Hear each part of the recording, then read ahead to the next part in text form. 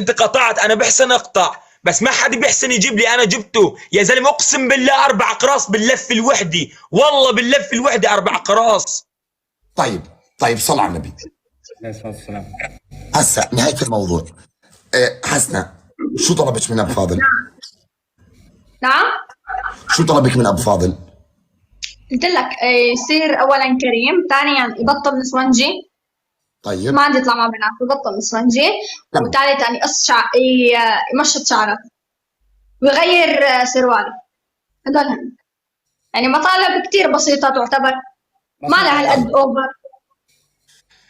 انت وين مقيم ابو فاضل؟ انا مقيم تركيا. تركيا. عندك اخوان كبار؟ هي عندي.